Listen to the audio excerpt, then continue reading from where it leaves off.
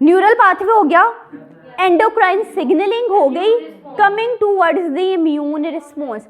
Immunity आप लोग pathology में बेतहाशा पढ़ चुके हैं, फिजियोलॉजी में पढ़ चुके हैं, माइक्रो में पढ़ चुके हैं। आपको पता है जो you have the antigen presenting sales in the body, similarly यही सेल्स आपके गट में भी पड़े हैं। एंटीजन प्रेजेंटिंग सेल्स के आपके पास जो दो मेन एग्जांपल है, that is the dendritic cells और दी मैक्रोफेजेस। अब ये डेंड्रिटिक सेल्स और मैक्रोफेजेस क्या करते हैं, एंटीजन को इनगल्फ करते हैं, उसकी प्रोसेसिंग करते हैं और उसको प्रेजेंट कर देते हैं टू दी टी सेल्स। ठीक है, क्लियर यहाँ तक? ये वही वाला कॉन्सेप्ट। अच्छा, टी सेल्स को इन्होंने इसको प्रेजेंट कर दिया। टी सेल्स अभी तक इनएक्टिव थे, ठीक है, वो टी सेल्स जो कि अभी तक इनएक्टिव थे उन्हें क्या कहते हैं, नाइवी टी सेल्स। ठीक है, नाइवी टी सेल्स थे, उन्हें जैसे ही एंटीजन की प्रेजेंटेशन हुई, एंटीजन उन तक गया, अब ये नाइवी सेल्स जो कि इन actually are the naive T cells, ये टी सेल्स अब आपके एक्टिव हो जाएंगे। एक्टिव होने के बाद ये डिफरेंशिएट कर जाएंगे डिफरेंट टाइप्स में, हेल्पर टी सेल्स और साइटोटॉक्सिक टी सेल्स। ये दोनों पढ़े हैं आपके पास। जो हेल्पर टी सेल्स हैं, helper T cells will release the cytokines. Cytokines की एग्जांपल आपके पास क्या है, इंटरल्यूकिन्स। अब ये इंटरल्यूकिन्स रिलीज करेंगे। आपको पता है इंटरल्यूकिन्स अभी दो तरह के हैं, एक है प्रो इन्फ्लेमेटरी और एक है anti inflammatory. Anti inflammatory, clear? आपकी बॉडी में इनका बैलेंस चल रहा होता है ताकि इन्फ्लेमेशन ना हो। अगर तो किसी सूरत हाल में प्रो इन्फ्लेमेटरी साइटोकाइंस का लेवल इंक्रीज कर जाए तो अब इन्फ्लेमेशन होगी।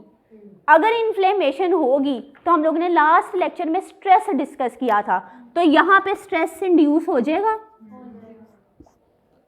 क्लियर? हम लोग ने पढ़ा कि आपके किसी एंटीजन ने, किसी बैक्टीरिया ने अटैक किया तो उसको इनगल्फ कर लिया आपके डेंड्रिटिक और मैक्रोफेजिक सेल्स ने, जो कि एंटीजन प्रेजेंटिंग सेल्स हैं। उन्होंने उस एंटीजन के ऊपर वर्किंग की और उसको प्रेजेंट कर दिया to the naive T sales.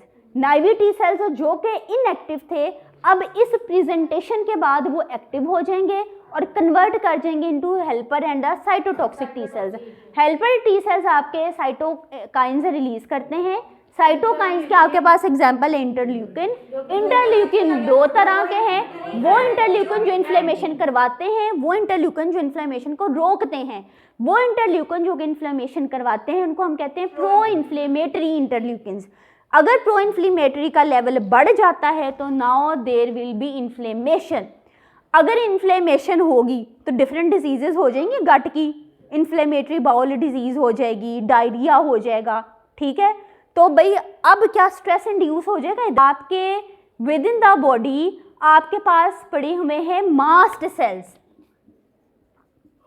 Mast cells ये इंटरल्यूकिन्स और डिफरेंट सब्सटेंसेस से मिलके क्या करेंगे, मास्ट सेल्स की डीग्रेन्युलेशन करवाएंगे। ठीक है, मास्ट सेल्स की क्या करवाएंगे, डीग्रेन्युलेशन।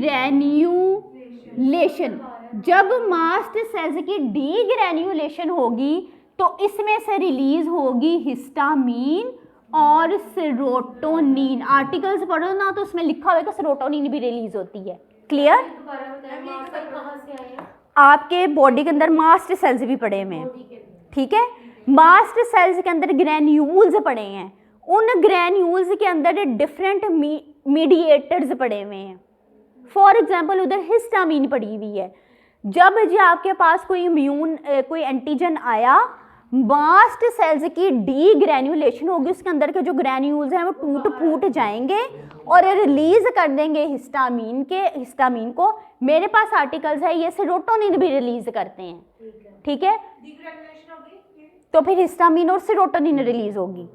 हिस्टामीन अब क्या करेगी कि हिस्टामीन ब्लड में आएगी, ब्लड में आने के बाद ये ब्लड ब्रेन बैरियर को क्रॉस करेगी और ये ब्लड ब्रेन बैरियर को डैमेज करती है। ठीक है, क्लियर यहां तक? अच्छा जी, ब्लड ब्रेन बैरियर। अब जी इसने क्या किया, ब्लड ब्रेन बैरियर की परमिएबिलिटी को अफेक्ट किया।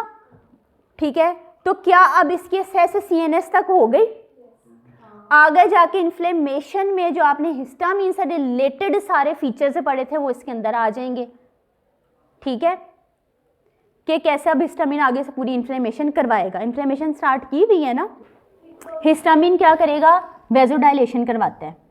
यहाँ तक क्लियर है? बताने का मकसद था कि आपका ये जो इम्यून सिस्टम है that is also communicating with the CNS. Clear? तीनों पाथवेज पढ़ लिए। फॉर एग्जाम्पल प्रो इन्फ्लेमेटरी इंटरल्यूकन्स की एग्जाम्पल्स कौन सी है? Interleukin 1, 6 and 8। ठीक है, याद रख लेना।